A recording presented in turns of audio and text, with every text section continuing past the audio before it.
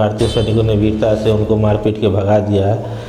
लेकिन चीन जैसा एक बड़े देश के सैनिक सिर्फ भारत से पिटने के लिए बॉर्डर पे नहीं आ सकते। ये भारत के समर्थन से संभव हो पाया कि चीन को यूनाइटेड नेशन सिक्योरिटी काउंसिल में एक स्थायी सदस्यता मिली। जब 1962 में चीन ने भारत पे आक्रमण किया तो भारत इसके लिए तैयार नहीं था।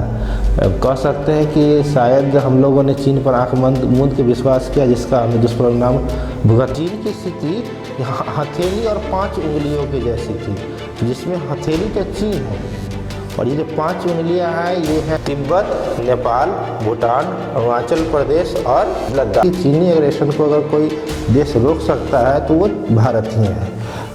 तो उनके सीनियर्स ने उनको ऑप्शन दिया कि आप पीछे हट सकते हैं, लेकिन मेजर शैतान सिंह ने इसके लिए साफ इनकार कर दिया और कहा कि मैं और मेरे जो आदमी हैं वो अंतिम सांस तक यहीं लड़ेंगे और जो होगा वो देखा जाएगा। प्राप्त करने से पहले उन्होंने 1300 चीनी सैनिकों को गाजर मूली की तरह काट डाला। आप समझ सकते हैं कि 120 सैनिकों ने कैसे 1300 सैनिकों को मौत के घाट उतार दिया। नमस्कार साथियों, IMS में आपका स्वागत है। अभी हाल ही में भारत और चीन के बॉर्डर पर भारतीय और चीनी सैनिकों के बीच झड़प की खबरें आई हैं और ये खबर भी आई कि भारतीय सैनिकों ने चीनी सैनिकों को मार पीट के भगा दिया है। ये प्रथम दृष्टया तो काफ़ी अच्छा खबर है और होना भी चाहिए कि हमारे भारतीय सैनिकों ने वीरता से उनको मार पीट के भगा दिया है। लेकिन चीन जैसा एक बड़े देश के सैनिक सिर्फ भारत से पिटने के लिए बॉर्डर पे नहीं आ सकते और ये लगा तीसरी घटना है। एक गलवान घाटी और उसके बाद फिर चिकन नेक की घटना और ये तीसरी घटना है जब भारतीय और चीनी सैनिक आमने सामने आ चुके हैं। इस समस्या के जड़ में जाने के लिए और भारतीय और चीनी संबंधों को ठीक से समझने के लिए हमें इतिहास में थोड़ा सा पीछे जाना होगा, तो इसको समझने का प्रयास करते हैं। आइए, तो इस पूरे प्रकरण की शुरुआत होती है 1947 से।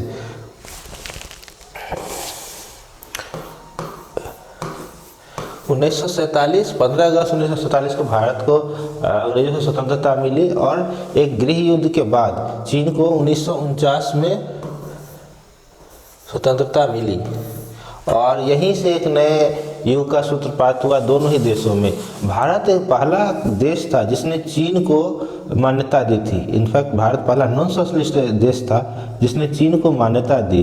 1949 की बात करें तो उस समय चाइना के नाम पर भी कॉन्फ्लिक्ट था। मतलब कि आज का समय का जो ताइवान है वो खुद को रिपब्लिक ऑफ चाइना कहलाता है और चाइना का official name people Republic of China है। तो उस समय चूँकि ताइवान ने इस नाम को पहले धारण किया था तो चीन की स्थिति काफ़ी कमज़ोर थी ताइवान की अपेक्षा। ऐसी स्थिति में भारत ने चीन का साथ दिया और न सिर्फ साथ दिया बल्कि यूनाइटेड नेशन सिक्योरिटी काउंसिल में भी चीन को एक अस्थायी सदस्यता देने का पुरजोर समर्थन किया। ये भारत के समर्थन से संभव हो पाया कि चीन को यूनाइटेड नेशन सिक्योरिटी काउंसिल में एक स्थायी सदस्यता मिली और इसके बाद चीन और भारत के संबंध काफ़ी प्रगाढ़ होने लगे और यही एक समय था जब मतलब भारत के पहले प्रधानमंत्री जवाहरलाल नेहरू ने चीन का दौरा भी किया और वहाँ पे गए भी। और इसी दौरान 1954 में भारत और चीन के बीच पंचशील समझौता हुआ। ये अपने आप में एक बहुत ही प्रोग्रेसिव समझौता था। ये काफ़ी दुखद है कि चीन ने इसका सम्मान नहीं किया और इसके पीछे चीन की कह सकते हैं थोड़ी मानसिकता ज़्यादा हावी थी जो काफ़ी बाद के वर्षों में काफ़ी नज़र आए। गतिशील समझौता अपने आप में काफ़ी प्रोग्रेसिव समझौता था जिसमें कि एक दूसरे का सम्मान करने, एक दूसरे की क्षेत्रीय अखंडता का सम्मान करने, एक दूसरे के बीच म्यूचुअल कोऑपरेशन का सम्मान करने के लिए एक दूसरे के देशों में के इंटरनल मैटर में इंटरफेयर न करने की एक समझौता थी।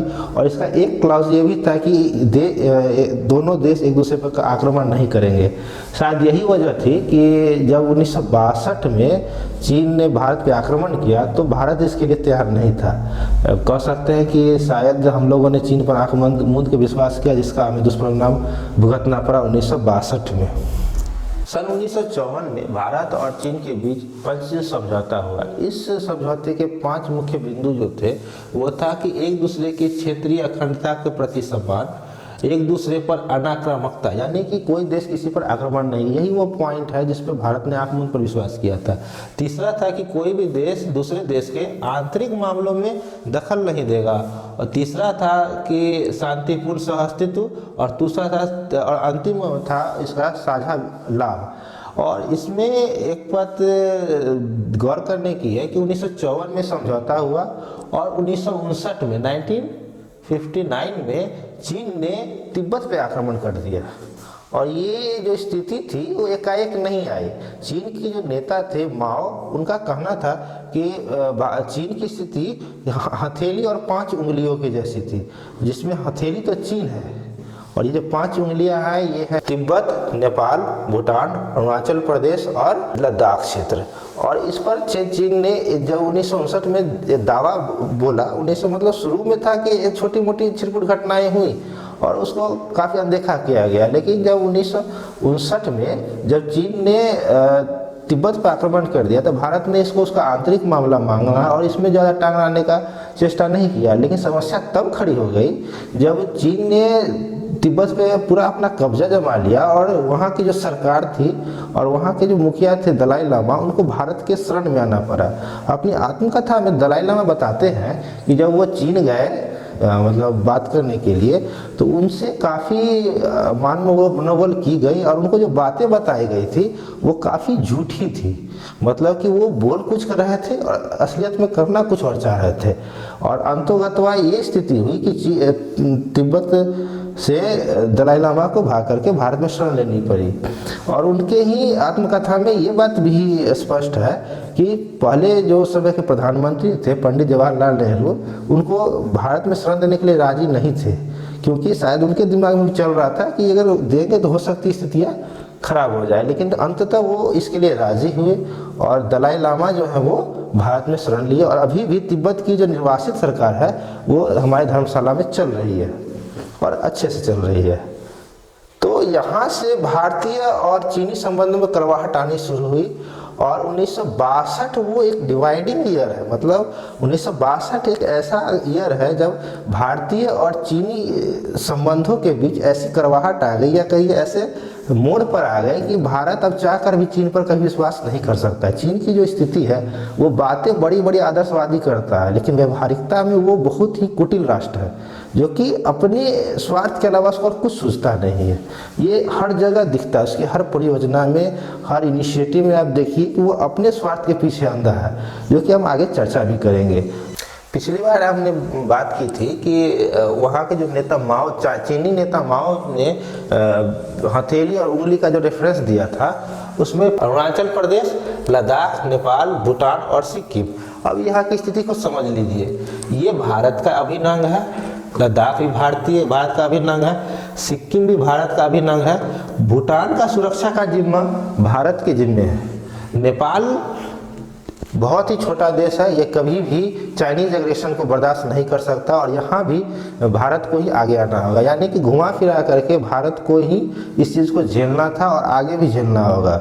इनफैक्ट अभी भी विश्व के कई नेता मानते हैं कि चीनी एग्रेशन को अगर कोई देश रोक सकता है तो वो भारत ही है। तो जब 1962 में चाइनीज़ आर्मी ने भारत पे एकाएक आक्रमण किया तो उस समय भारतीय सेना इसके लिए बिल्कुल भी तैयार नहीं थी, क्योंकि हमने आंख मूंद रखा था कि पंचशील समझौता तो हो चुका और चूंकि समझौता हो चुका तो चीन हम पे आक्रमण करेगा नहीं। तो यहाँ पे जो स्ट्रेटेजिक मूवमेंट है या मान लीजिए स्ट्रेटेजिक प्लानिंग हुआ या डिफेंसिव जो सेटअप है उसकी ज़रूरत नहीं है। और इसका परिणाम ये हुआ कि जब चीन ने एकाएक भारत पर दावा बोला, कुछ करने की स्थिति में नहीं थे और स्थिति इतनी खराब हो चुकी थी कि चाइनीज़ आर्मी जहाँ से हमला कर रही थी वो लोग आगे बढ़ रही थी और हमारे पास न साजो सामान था, न कुछ ठंड से बचने के उपकरण थे, न पर्याप्त खाना था, न कुछ लड़ाई के सामान थे और इसलिए हम पीछे हट रहे थे। और यही कारण है कि मतलब 11 मार्च 2020 में पार्लियामेंट में गवर्नमेंट ने इस बात को ऑफिशियली स्वीकार किया कि उस समय 38,000 किलोमीटर और कश्मीर का कुछ हिस्सा जो पाकिस्तान के हिस्से था उसने चाटुकारिता में वो इस ज़मीन जो है वो चीन को दे दिया था और वो टोटल एरिया जो है 43,180 किलोमीटर स्क्वायर, यानी लगभग स्विट्जरलैंड से भी ज़्यादा का जो बड़ा एरिया है वो भारत का, वो चीनी कब्जे में है। लेकिन जब भी इस युद्ध की बात आती है तो इस युद्ध का एक नज़रिया और है जो हम आगे बात करेंगे। 1962 में जब चाइनीज़ आर्मी तेज़ी से आगे बढ़ रही थी, तब राजेंगला में 13th कुमाऊं रेजिमेंट के मेजर शैतान सिंह जो हैं वो चार्ली सी कंपनी आहिर कंपनी को लीड कर रहे थे। यहाँ पर वो अपने 124 जवानों के साथ डटे हुए थे। जब चाइनीज़ आर्मी इंडियन बॉर्डर को अप्रोच कर रही थी, मतलब बॉर्डर की ओर बढ़ रही थी, तो उनके सीनियर्स ने उनको ऑप्शन दिया कि आप पीछे हट सकते हैं, लेकिन मेजर शैतान सिंह ने इसके लिए साफ इनकार कर दिया और कहा कि मैं और मेरे जो आदमी हैं वो अंतिम सांस तक यहीं लड़ेंगे और जो होगा वो देखा जाएगा। इसके बाद अब सोचिए, एक तरफ वेल इक्विप्ड चाइनीज़ आर्मी है जो कि हैवी गन पावर के साथ बढ़ रही थी, और एक तरफ हमारे ये भारतीय जवान थे जिनके पास गन पावर की भारी कमी थी, पूरे ठंडे से बचने के लिए कपड़े नहीं थे और रसद पानी की भी कमी थी, फिर भी वो अड़ गए। और कहा जाता है कि इस युद्ध में हमारे 124 में से 120 जवान वीर गति को प्राप्त हुए, लेकिन वीर गति को प्राप्त करने से पहले उन्होंने 1300 चीनी सैनिकों को गाजर मूली की तरह काट डाला। समझ सकते हैं कि 120 सैनिकों ने कैसे 1300 सैनिकों को मौत के घाट उतार दिया। आपने बहुत सारे एग्जाम्पल सुने होंगे, स्पार्टा का नाम सुना होगा या मान लीजिए कहीं का, लेकिन ये एक ऑफिशियली डॉक्यूमेंटेड वॉर है, क्योंकि जब ये वॉर खत्म हुआ तो उसके बाद इंडियन आर्मी ने एक जांच कमेटी बैठाई थी इसके जांच के लिए, और उसके रिपोर्ट्स तो खैर मेरे पास नहीं है, लेकिन जो उसके मेन पॉइंट्स जो पब्लिक डोमेन में है वो ये है कि इसमें जितने भी 124 में से 120 सैनिक मारे गए, और इसमें एक भी सैनिक के पीठ पर गोली नहीं थी। हर सैनिक अपना असला जो बंदूक है वो दुश्मन की ओर ताने हुए था। यहाँ तक कि एक सैनिक जो था वो ऐसा मरा हुआ पाया गया जिसके हाथ में हैंड ग्रेनेड था, उसकी पिन निकली हुई थी, और समझ सकते हैं कि जब वो फेंकने वाला था किसी कारण से, जब वो मर रहा था उसे लगा कि अब हमारे आदमी मर जाएंगे, वो तूने उसका हाथ भी दावे रखा। समझ सकते हैं वो मरते समय भी कितना मेंटली वेल प्रिपेयर्ड था। और 124 में से 120 जवान वीर गति को प्राप्त हुए, लेकिन उनका दहशत चाइनीज़ आर्मी में इतना ज़्यादा हुआ, कहा जाता है कि इस वॉर के डर से जो चाइनीज़ आर्मी ने सीज फायर की घोषणा की थी। हालांकि ये ऑफिशियली नहीं है, लेकिन फिर भी ये एक अपने आप में कड़क संदेश देता है। इस युद्ध से एक बात बिल्कुल स्पष्ट हो जाती है कि युद्ध केवल जो है गोला बारूद असलाह से जीते नहीं जाते, बल्कि इसके लिए जो इंसानी इच्छा शक्ति है वो सर्वोपरि है। जो मानव की इच्छा शक्ति है वो ही सबसे महत्वपूर्ण है, और इस युद्ध में ये बात प्रमाणित होती है। और इसी के साथ 1962 का चैप्टर जो है मतलब सीज फायर के बाद क्लोज होता है। 1962 के युद्ध को कंक्लूड करते हुए बस इतना कहना चाहते हैं, इस युद्ध ने हमें काफ़ी कड़वे सबक सिखाए, और इससे सीख लेते हुए इंडियन आर्मी ने अपने माउंटेनियरिंग वॉरफेयर को काफ़ी ज़्यादा इस पर काम करना शुरू किया। और हाल के दिनों में आप देख रहे हैं कि जब चाइनीज़ आर्मी जब भी भारतीय बॉर्डर पर आती है तो वो हमेशा एक कदम पीछे ही नज़र आती है, या कहीं वो हमेशा मार खा के वापस ले आती है। इसका एक कारण ये है कि 1962 से इंडियन आर्मी ने इस बात को समझ लिया कि अगर युद्ध जीतना है तो यहाँ की स्थिति को समझना होगा, और इसीलिए माउंटेन वॉरफेयर में अभी इंडियन आर्मी का कोई जोड़ा नहीं पूरे विश्व में। यही कारण है कि कई देश की आर्मीज यहाँ आती है, जंगल और माउंटेन वॉरफेयर के लिए इंडियन आर्मी के साथ पार्टनरशिप करती है और यहाँ के गुण सीख के जाती है। तो कह सकते हैं ये काफ़ी कड़वा लेसन था, लेकिन इंडियन आर्मी ने इसे सीख लेते हुए और विषमताओं पर विजय पाने में काफ़ी हद तक सफलता पाई है। इसके साथ ही इंडियन आर्मी ने इस बात पर भी जोर दिया कि यहाँ की स्थिति को ध्यान रखते हुए कई सारे मतलब ऐसे इक्विपमेंट्स खरीदे गए जो इस क्षेत्र में काफ़ी ज़रूरत है, और स्ट्रेटेजिक लोकेशंस पे जो मिलिट्री एस्टेब्लिशमेंट है उनको मजबूत करने का प्रयास किया गया। और इस तरह देखा गया कि हम देख सकते हैं कि अब हम चीन जो है 1962 वाली गलती फिर से दोहराने की गलती तो नहीं कर सकता है। तो इसी के साथ हम मिलते हैं अगले वीडियो में।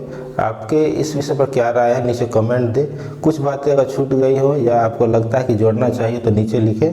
धन्यवाद।